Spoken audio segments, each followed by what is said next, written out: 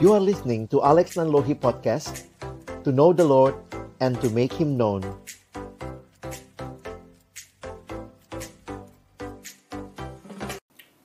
Mari kita berdoa sebelum kita membaca merenungkan firman Tuhan. Bapa dalam surga, kami kembali datang dalam ucapan syukur. Terima kasih buat hari ini Tuhan berikan bagi kami. Bersama-sama boleh belajar akan kebenaran firman-Mu. Tuhan yang kiranya memberkati ketika kami akan membaca merenungkan firman-Mu. Tuhan bukalah hati kami, jadikanlah hati kami seperti tanah yang baik, supaya ketika benih firman Tuhan ditaburkan, boleh sungguh-sungguh berakar, bertumbuh, dan juga berbuah nyata di dalam hidup kami. Berkati hamba-Mu yang menyampaikan, setiap kami yang mendengar.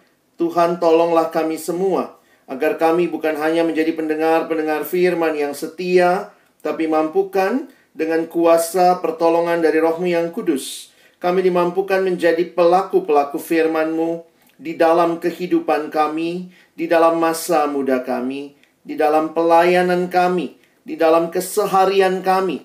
Biarlah sungguh Tuhan, firman-Mu yang memimpin kehidupan kami. Di dalam nama Tuhan Yesus Kristus, Sang Firman yang hidup, kami menyerahkan pemberitaan firman-Mu. Amin. Selamat pagi teman-teman sekalian. Bersyukur buat kesempatan ini kita boleh sama-sama belajar kebenaran firman Tuhan. Hari ini kita akan melanjutkan materi dari 1 Raja-Raja. Hari ini kita masuk di dalam 1 Raja-Raja pasal yang ke-18 ayat 20 sampai 46.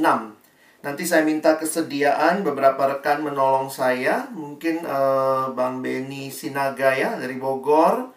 Nanti juga minta kesediaan Bang Ray ya, nolong saya untuk membaca ayat-ayatnya cukup panjang. Hari ini saya memberikan judul Faith Undivided Heart. Ya, jadi ini yang menjadi tema kita. Saya bagi 3 bagian. Bagian pertama nanti yang saya minta kesediaan Bang Beni bacain. Yang kedua nanti Ray. Lalu kemudian yang ketiga saya akan baca sendiri ya. Nah, Bang Beni akan baca ayat 20 sampai 24. Bang Ray nanti akan baca ayat 25 sampai 29. Dan saya akan membaca 30 sampai 46. Oke? Nah, saya minta kesediaan. Kita mulai dari Bang Beni dulu ya. Silakan Ben.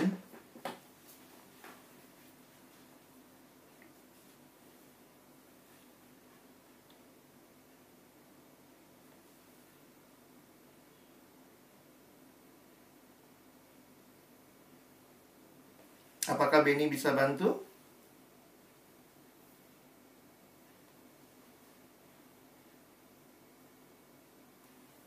Belum. Oh, audionya nggak bisa. Oke, nggak apa-apa. Minta tolong Mbak Yulia ya. Mbak Yulia tolong bacain ayat 20 sampai 24. Maaf, saya nggak tulis ayatnya karena cukup panjang. Jadi nanti bisa siapkan dari Alkitab ya. Baik. 1 Raja-Raja 18 ayat 20 sampai 24. Elia di Gunung Karmel. Ahab mengirim orang ke seluruh Israel dan mengumpulkan nabi-nabi itu ke Gunung Karmel. Lalu Elia mendekati seluruh rakyat itu dan berkata, "Berapa lama lagi kamu berlaku timpang dan bercabang hati? Kalau Tuhan itu Allah, ikutilah Dia. Dan kalau Baal, ikutilah dia." Tetapi rakyat itu tidak menjawabnya sepatah kata pun. Lalu Elia berkata kepada rakyat itu, "Hanya aku seorang diri yang tinggal sebagai nabi Tuhan. Padahal nabi-nabi Baal itu ada 450 orang banyaknya. Namun, baiklah diberikan kepada kami 2 ekor lembu jantan. Biarlah mereka memilih seekor lembu, memotong-motongnya, menaruhnya ke atas kayu api. Tetapi mereka tidak boleh menaruh api. Aku pun akan mengolah lembu yang seekor lagi, meletakkannya ke atas kayu api, dan juga tidak akan menaruh api. Kemudian biarlah kamu memanggil nama Allahmu, dan aku pun akan memanggil nama Tuhan. Maka Allah yang menjawab dengan api, dialah Allah. Seluruh rakyat menyahut, katanya, baiklah demikian.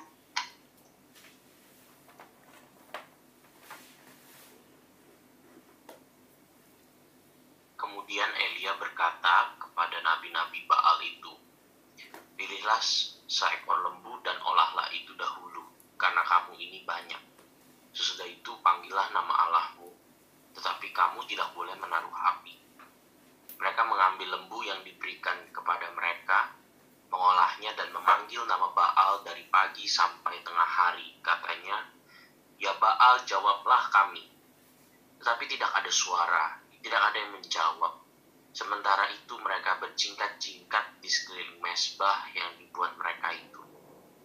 Pada waktu tengah hari, Elia mulai mengejek mereka, katanya, panggillah lebih keras, bukankah dia Allah? Mungkin ia merenung, mungkin ada urusannya, mungkin ia berpergian. Barangkali ia tidur dan belum terjaga. Maka mereka memanggil lebih keras serta menoreh-noreh dirinya dengan pedang dan tombak seperti kebiasaan mereka, sehingga darah bercucuran dari tubuh mereka. Sesudah lewat tengah hari, mereka kerasukan sampai waktu mempersembahkan korban petang. Tetapi tidak ada suara, tidak ada yang menjawab, tidak ada tanda perhatian. Kata Elia kepada seluruh rakyat itu, datanglah dekat kepadaku, maka mendekatlah seluruh rakyat itu kepadanya. Lalu ia memperbaiki mezbah Tuhan yang telah diruntuhkan itu. Kemudian Elia mengambil 12 batu menurut jumlah suku keturunan Yakub. Kepada Yakub ini telah datang firman Tuhan, engkau akan bernama Israel.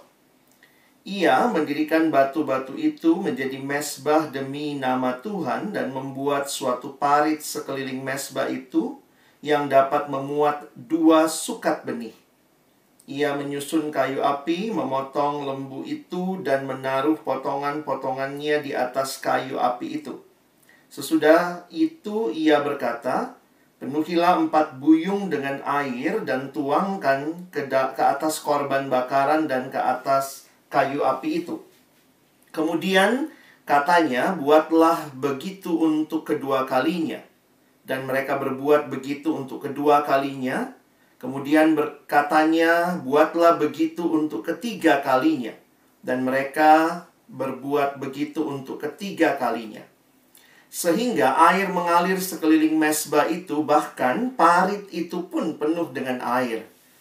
Kemudian pada waktu mempersembahkan korban petang, tampillah Nabi Elia dan berkata, ya Tuhan, Allah Abraham, Ishak dan Israel, pada hari ini biarlah diketahui orang bahwa engkaulah Allah di tengah-tengah Israel, dan bahwa aku ini hamba-Mu, dan bahwa atas firman-Mu lah aku melakukan segala perkara ini. Jawablah aku, ya Tuhan, jawablah aku, supaya bangsa ini mengetahui bahwa engkaulah Allah ya Tuhan, dan engkaulah yang membuat hati mereka tobat kembali. Lalu turunlah api Tuhan, menyambar habis korban bakaran, kayu api, batu dan tanah itu. Bahkan air yang dalam parit itu habis dijilatnya. Ketika seluruh rakyat melihat kejadian itu, sujudlah mereka serta berkata, Tuhan, dialah Allah, Tuhan, dialah Allah. Kata Elia kepada mereka, tangkaplah nabi-nabi Baal itu, seorang pun dari mereka tidak boleh luput. Setelah ditangkap, Elia membawa mereka ke sungai Kison dan menyembelih mereka di sana. Kemudian berkatalah Elia kepada Ahab, pergilah, makanlah dan minumlah, sebab bunyi derau hujan sudah kedengaran. Lalu Ahab pergi untuk makan dan minum. Tetapi Elia naik ke puncak gunung Karmel, lalu ia membungkuk ke tanah dan dengan mukanya di antara kedua lututnya. Setelah itu, ia berkata kepada bujangnya, naiklah ke atas, lihatlah ke arah laut. Bujang itu naik ke atas, ia melihat dan berkata, tidak ada apa-apa. Kata Elia, pergilah sekali lagi. Demikianlah sampai 7 kali. Pada ke-7 kalinya berkatalah bujang itu, "Wah, awan kecil sebesar telapak tangan timbul dari laut." Lalu kata Elia, "Pergilah, katakan kepada Ahab, pasang keretamu dan turunlah, jangan sampai engkau terhalang oleh hujan." Maka dalam sekejap mata langit menjadi kelam oleh awan badai, lalu turunlah hujan yang lebat. Ahab naik kereta lalu pergi ke Yisrael. Tetapi kuasa Tuhan berlaku atas Elia. Ia mengikat pinggangnya dan berlari mendahului Ahab sampai ke jalan yang menuju Yisrael. Ya, teman-teman, sedemikian jauh pembacaan firman Tuhan. Kita bersyukur melihat bagaimana bagian ini yang seringkali dikutip ya dalam banyak cerita tentang Elia, Nabi Tuhan. Dan hari ini kita boleh melihat apa yang disampaikan di dalam bagian ini. Ini sedikit peta untuk kita melihat di mana Sungai Kison, di mana Gunung Karmel, di mana laut, melihat ke arah laut itu Gunung Karmelnya, lalu di mana Yisrael ya. Jadi kalau kita ingat, Ahab adalah raja Israel atau raja kerajaan utara ya. Nah, jadi ini menjadi bagian yang penting sebagai latar belakang kita memahami. Di bawah itu kerajaan Yehuda. Kalau teman-teman perhatikan, setelah kekeringan karena tidak ada hujan, kelaparan juga yang terjadi begitu rupa selama 3 tahun. Kita lihat kemudian datanglah firman Tuhan kepada Elia. Dan Elia menyampaikan kepada Ahab untuk memperlihatkan dirinya. Dan itu sudah kita bahas di waktu sebelumnya. Nah, yang menarik kalau kita perhatikan dari seluruh kisah ini, kenapa mendapat porsi yang cukup besar ya? Kalau saya lihat memang karena peristiwa ini menjadi satu momentum penting bagi umat Allah. Di sepanjang kehidupan umat Allah, kita melihat bagaimana Allah hadir dan tidak meninggalkan. Seberapa bobrok pun umat, yang kita lihat bagaimana kasih setia Tuhan yang kembali memanggil mereka, memberikan kesempatan mereka untuk kembali bertobat kepada Tuhan. Dan itulah yang kita saksikan kembali dalam kisah ini. Jadi sebenarnya kalau kita perhatikan seluruh kisah ini, bagi saya intinya ada di bagian pertama ini. 1 Raja-Raja 18 ayat 20-24 tentang Tuhan atau Baal. Kalau teman-teman memperhatikan di ayat yang ke-21, lalu Elia mendekati seluruh rakyat itu dan berkata, "Berapa lama lagi kamu berlaku timpang dan bercabang hati? Kalau Tuhan itu Allah, ikutilah dia. Dan kalau Baal, ikutilah dia." Dan lihat respon rakyat. Rakyat itu tidak menjawabnya sepatah kata pun. Satu sikap untuk tetap netral, tidak mau memilih, tidak mau ambil resiko. Sebenarnya apa yang terjadi dengan situasi yang ada pada masa itu? Kalau teman-teman memperhatikan konteksnya, nampaknya Israel ini satu sisi menyembah Yahweh, Allah Israel, tetapi di sisi yang lain juga tetap menyembah Baal. Jadi apa yang Elia sampaikan di dalam bagian ini adalah tantangan kepada mereka. Dalam satu buku yang saya baca, dikatakan they partially want to serve Yahweh, but they also want to embrace false gods. Jadi mereka bukannya meninggalkan Yahweh sama sekali. Bukan. Tetapi mereka pada saat yang sama, itulah ya sifat manusia, Allah dipakai untuk kepentingan diri, ya, memanfaatkan. Allah mana yang berguna, pakai aja semuanya, begitu ya. Sehingga di dalam bagian ini Elia ingin menantang mereka, ya. Setelah mereka mengalami semua hal itu, Elia mau menunjukkan kepada mereka bahwa tidak bisa hidup mendua hati seperti itu. Divided heart itu nggak bisa. Bukan seperti itu hidup yang Tuhan mau. Ya, makanya dituliskan di sini Elijah, however, will not allow it because Elijah's God is the exclusive God who will not share his glory with another. Allah Elia, Allah Israel, Allah kita adalah Allah yang tidak membagi kemuliaannya dengan yang lain. Jadi teman-teman, seluruh cerita ini sebenarnya hanya ingin menolong jemaat, umat Tuhan pada waktu itu untuk pilihlah siapa Allah yang sesungguhnya. Kepada siapa Allah yang kamu mau beribadah. Istilah yang muncul juga, kalau teman-teman lihat di ayat yang ke-20, ya ayat yang ke-21 tadi ya, istilah timpang. Itu bahasa Inggris digunakan kata limping dan bercabang hati, ya. Limping between two opinions or two options, ya. Jadi sebenarnya kalau kita perhatikan, teman-teman baca kisahnya, ini loh yang sedang disampaikan. Dan kalau kita ingat-ingat, ini bukan kali pertama. Masih ingat ketika Musa menghadapi Israel dengan anak lembu emas juga mengatakan hal yang sama. Silahkan kamu pilih. Jadi nggak bisa dua-duanya. Silahkan kamu pilih. Ketika Yosua juga demikian. Silahkan kamu pilih. Tetapi aku dan seisi rumahku akan beribadah kepada Allah. Dan kalau sampai nanti kita lihat di perjanjian baru, bahkan Tuhan Yesus pun mau menyatakan kepada murid-muridnya, tidak mungkin menyembah, melayani Allah dan Mamon pada saat yang bersamaan. Harus memilih. Sehingga pilihan menjadi penting di dalam kita merealisasikan hidup beriman itu seperti apa. Hidup yang sungguh-sungguh percaya. Percayanya bukan kepada dua Allah, tetapi kepada Allah satu-satunya yang benar.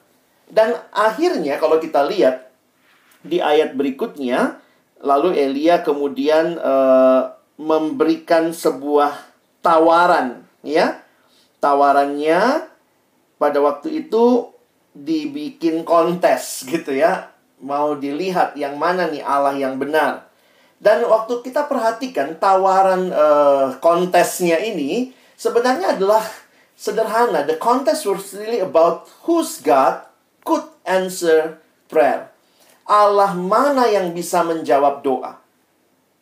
The God who answered was the real God.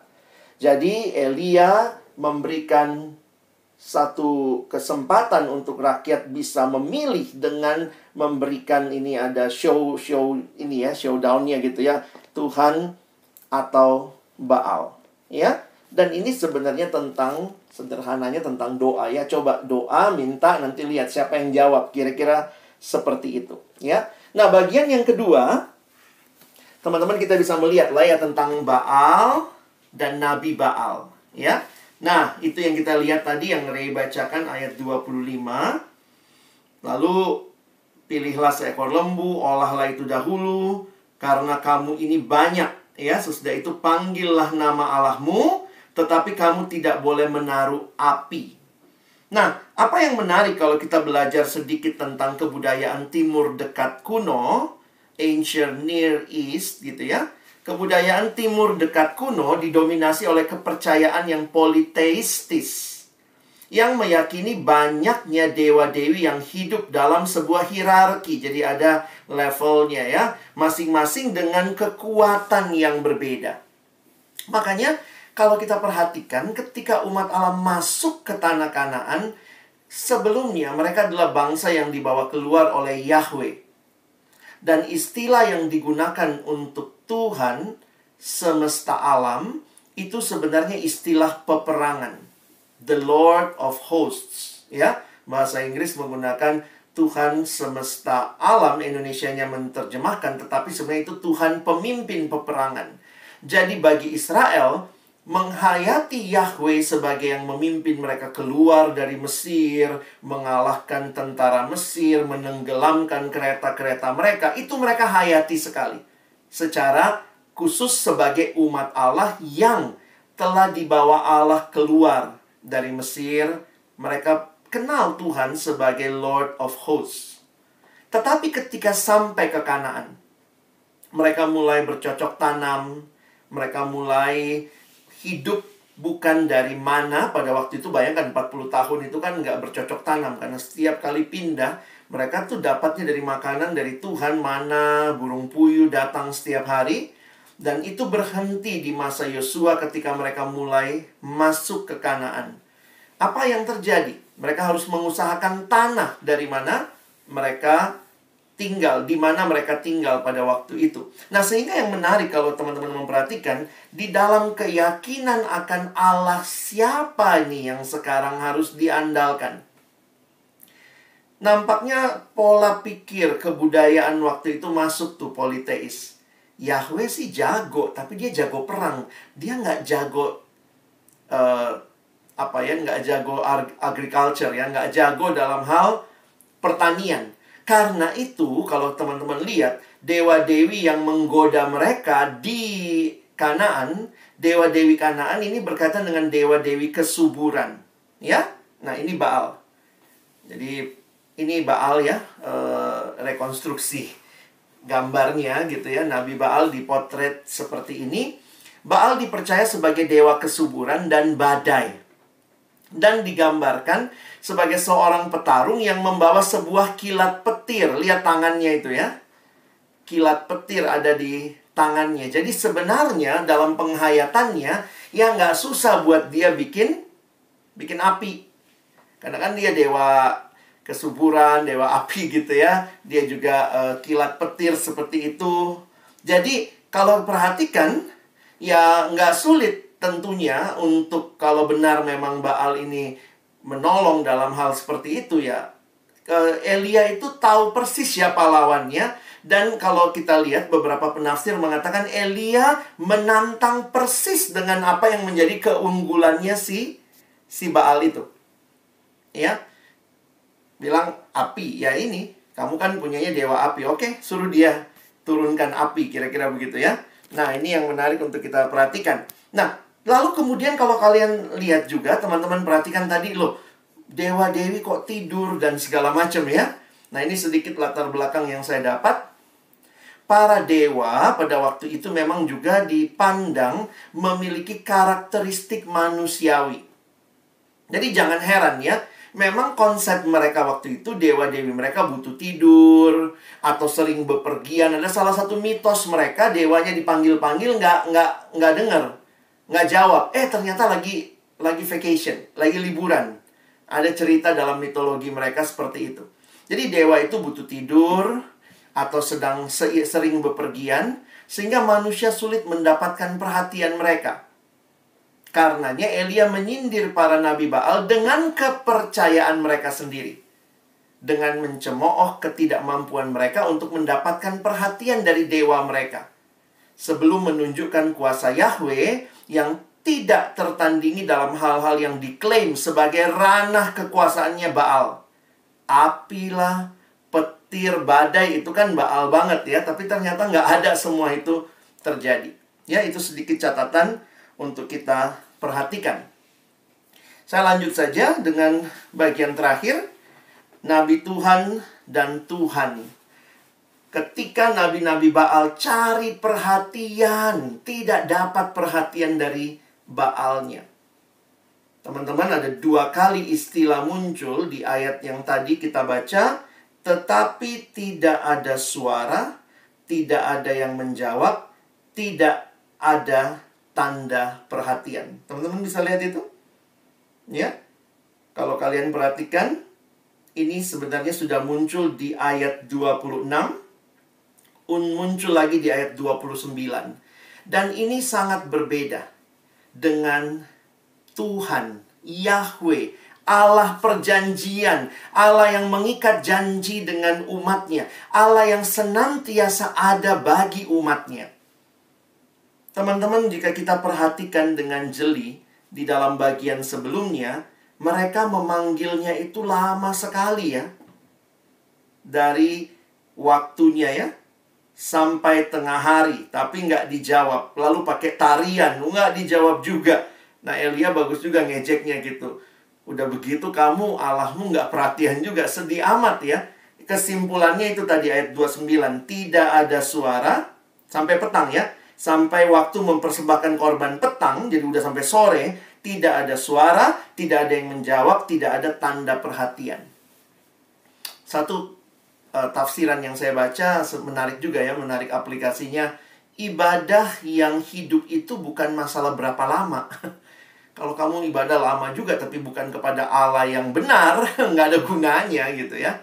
Kalau kamu juga datang beribadah kepada Allah yang kamu tidak percayai, kamu tidak yakini bahwa Dia hidup, Dia berkuasa, Dia menjawab doa. Jadi ibadah bukan masalah berapa lama, ya, tetapi kepada siapa fokus dan pusat ibadah itu. Nah, karena itu ini sangat kontras dengan Tuhan, Yahweh, selalu dipakai kata Tuhan huruf besar semua, dan Nabi Tuhan. Ada satu kesadaran Elia ya, dia mengatakan tadi ya, bahwa ya Tuhan Allah Abraham ya, bahwa aku ini hamba-Mu, dan bahwa atas firman-Mu lah aku melakukan segala perkara itu. Dan jelas sekali kalau lihat ayat 37 tujuannya. Tuhan, jawablah aku, supaya bangsa ini mengetahui bahwa Engkaulah Allah, ya Tuhan, dan Engkaulah yang membuat hati mereka tobat kembali. Nggak berapa lama turun tuh apinya ya, menyambar semua. Jadi ini bukan masalah berapa lama, tetapi siapa Allah yang kepadanya kita berdoa.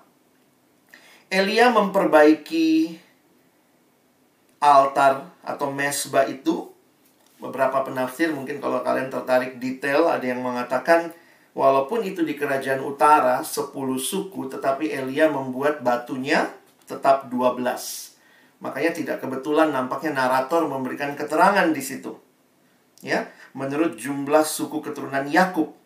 Lalu dia kasih tahu lagi, engkau akan bernama Israel, ya. Jadi tetap penghayatannya nampaknya bagi seluruh umat, ya. Walaupun waktu itu Gunung Karmel, lihat tadi petanya, semua ini terjadi di utara. Nah, singkat cerita, akhirnya nabi-nabi Baal itu ditangkap, lalu disembeli di sungai Kison. Kayaknya kok jahat banget, tapi ini sebenarnya memenuhi apa yang Tuhan katakan juga dalam kitab Ulangan, begitu ya.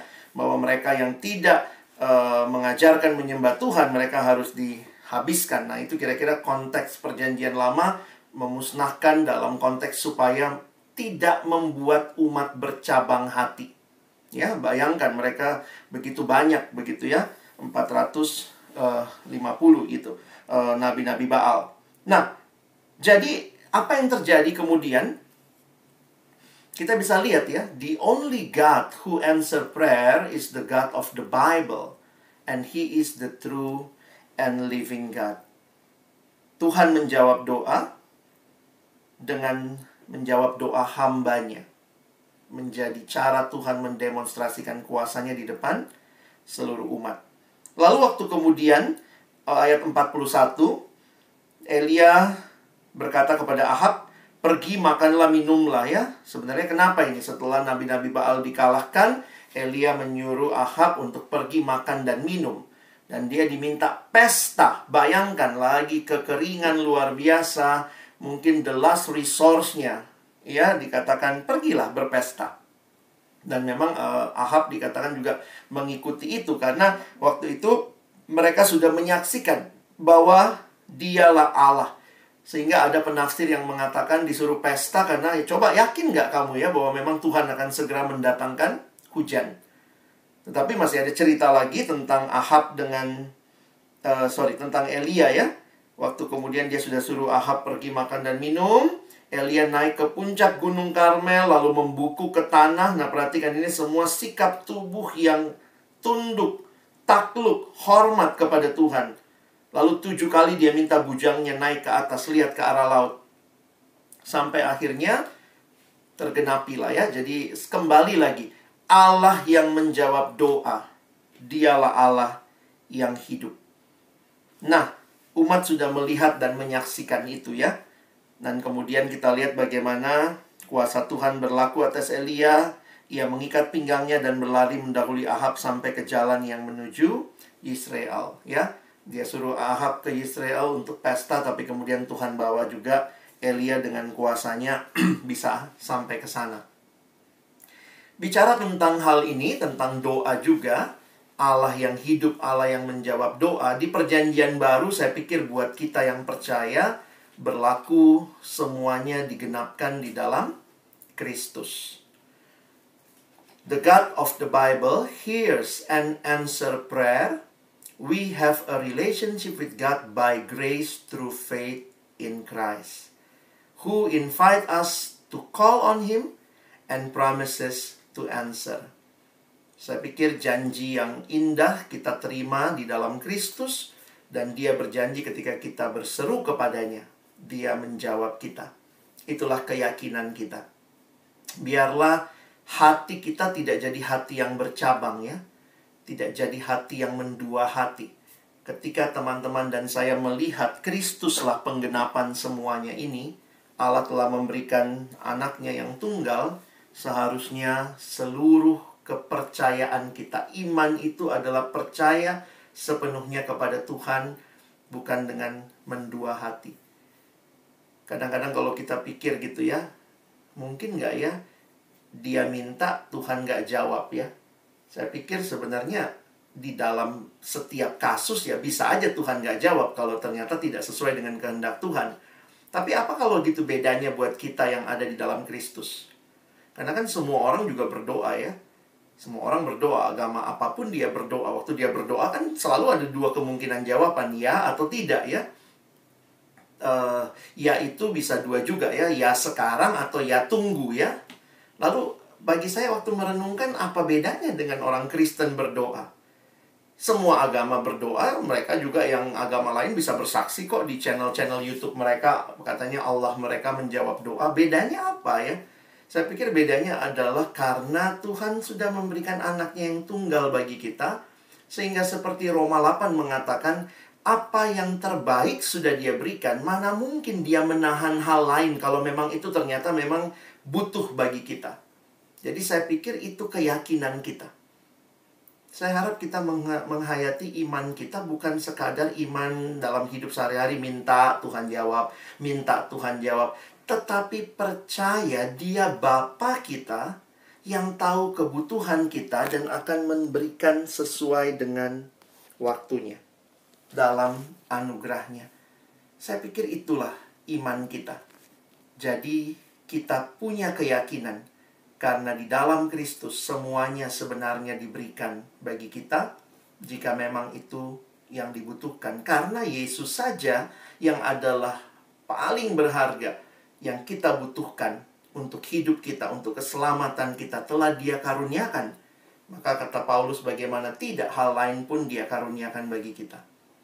Jadi teman-teman, kita kenal Allah yang hidup itu, kita kenal Allah yang menjawab doa itu karena kita ada di dalam Kristus. Nah, sebagai refleksi terakhir mungkin buat kita ya, bagi kita dalam pelayanan perkantas, kita melayani alumni, siswa, mahasiswa, mari kita bangun kehidupan yang benar-benar beriman sepenuhnya kepada Tuhan. Karena ini memang pergumulan seumur hidup ya. Kalimat ini bagi saya jadi menarik ya. Masalah utama manusia berdosa bukan dari luar dirinya ya. Seringkali kita menyalahkan kondisi, pandemi, kita menyalahkan banyak banget konten pornografi. Banyak sekali yang bisa kita salahkan di luar diri kita. Tapi sebenarnya masalah utama manusia berdosa dari dalam hatinya. Ini yang kita lihat juga tercermin dari cerita Elia di Gunung Karmel ini. What is the heart of the problem? The heart of the problem is the problem of the heart. Hati itu sudah jatuh dalam dosa. Ini keseluruhan hidup ya. Jadi bayangkan, orang dunia mengatakan just follow your heart. Ikuti saja hatimu. Hati itu bukan kompas bagi hidup beriman kita. Tidak pernah di Alkitab dikatakan ikuti hati, tapi ikuti firman Tuhan. Makanya sebenarnya saya juga bergumul gitu ya. Kalau kita bilang salah satu tanda itu kehendak Tuhan adalah damai sejahtera, tentunya damai sejahtera yang benar ya. Jangan sampai kita juga melihat itu cuma karena hati kita senang. Enggak juga. Seringkali kita harus memutuskan sesuatu sesuai firman, hati kita nggak senang. Kita takut, karena kita nggak mau bohong, kita takut dikeluarin dari pekerjaan, dibenci orang. Jadi kadang-kadang juga mengikuti kehendak Tuhan, damai sejahtera bukan satu-satunya ukuran. Ya, makanya bagi saya hati tentunya bisa Tuhan pakai beri damai sejahtera, tapi jangan sampai yang nyolong juga bisa damai sejahtera. Kalau dia damai-damaiin hatinya, nggak apa-apa nyolong, anak lu butuh susu, nggak apa-apa lah korupsi dikit. Itu jadi menyeimbangkan perasaan hati. Makanya ya tetap sih kita butuh kebenaran firman. Hati itu licik, lebih licik daripada segala sesuatu. Hatinya sudah membatu, siapa yang dapat mengetahuinya? Jadi Tuhan Yesus pun sendiri waktu bicara dosa dengan murid-muridnya, dia memberikan analisis yang tepat. Ya, coba lihat kalimat Yesus. Di mana harus kita cek kalau kita ada masalah dengan kehidupan berdosa? Di hatinya. Yesus bilang apa? Matius 15, 18-19. Tetapi apa yang keluar dari mulut berasal dari hati. Dan itulah yang menajiskan orang. Nah, ayat ini bagi saya menarik nih. Yesus kasih analisisnya. Karena dari hati timbul segala pikiran jahat, pembunuhan. Pembunuhan itu masalah hati ya. Bukan masalah nikem-nikem orang gitu. Ini masalah hati. Perzinahan, percabulan, pencurian, sumpah palsu, dan hujat. Memang Calvin sendiri mengatakan hati manusia itu selalu bikin berhala. The human heart is a factory of idols. Every one of us from his mother's womb expert in inventing idols. Kita tuh jago banget sejak ada dalam kandungan menciptakan berhala. Kenapa kita nggak mau percaya sama Tuhan sih ya? Dosa itu kata John Piper, dia simpulkan dengan sin is what you do when your heart is not satisfied with God. Dosa adalah apa yang engkau lakukan ketika hatimu tidak puas dengan Allah. Jadi sebenarnya masalah utama manusia berdosa sejak di Taman Eden, saya kutip kalimatnya John Stott ya.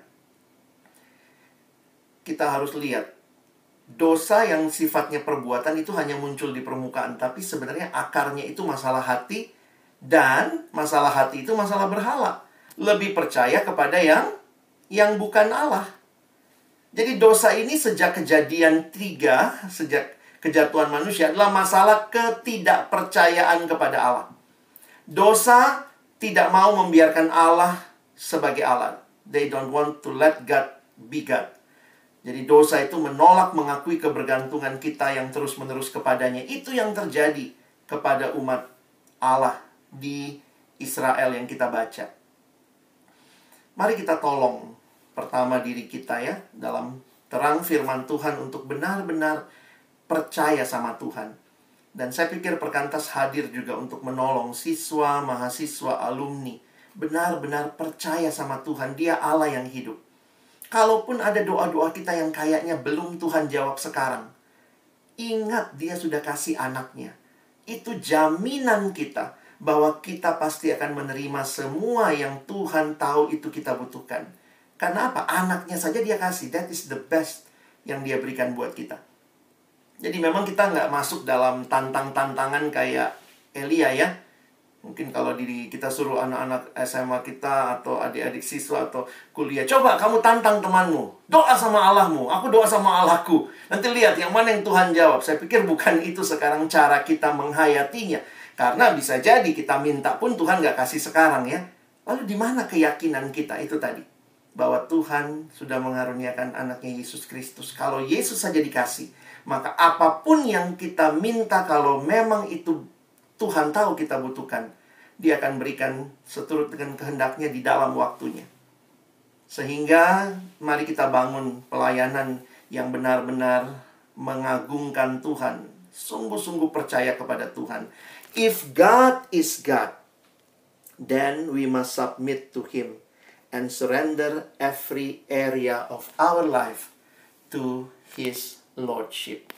Biarlah Tuhan menolong kita untuk benar-benar percaya bahwa Dia Allah yang hidup dan Dia Allah yang akan juga memberikan tepat pada waktunya karena Dia sudah memberikan anaknya bagi kita.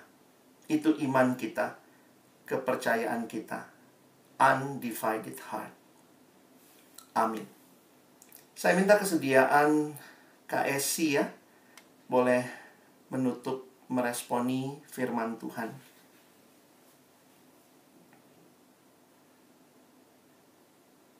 Mari kita bersatu dalam doa. Bapa yang di sorga, kami mengucap syukur untuk firman-Mu yang boleh kami dengar dan refleksikan pada pagi hari ini. Tolonglah kami ya Tuhan untuk boleh sepenuhnya percaya kepada Engkau dan menjadikan Engkau Tuhan atas seluruh aspek hidup kami ya Tuhan. Engkaulah yang mengerti dan mengetahui kondisi dan keberadaan hati kami ya Tuhan. Jikalau mungkin ada berhala ataupun ada sesuatu yang kami percayai lebih daripada Allah sendiri, Tuhan tolonglah kami untuk boleh bertobat dan boleh kembali kepada Engkau ya Tuhan. Dan biarlah ya Tuhan di dalam sepanjang hidup kami boleh mengalami pengalaman seperti Nabi Elia juga. Untuk boleh membawa setiap umat-Mu ya Tuhan, baik siswa, mahasiswa maupun alumni, untuk boleh hidupnya didedikasikan kepada Allah. Hidupnya sepenuhnya boleh mempertuhankan Kristus. Dan melalui hidup mereka juga ya Tuhan, setiap orang akhirnya boleh mengakui Engkau sebagai Tuhan di dalam hidup mereka masing-masing.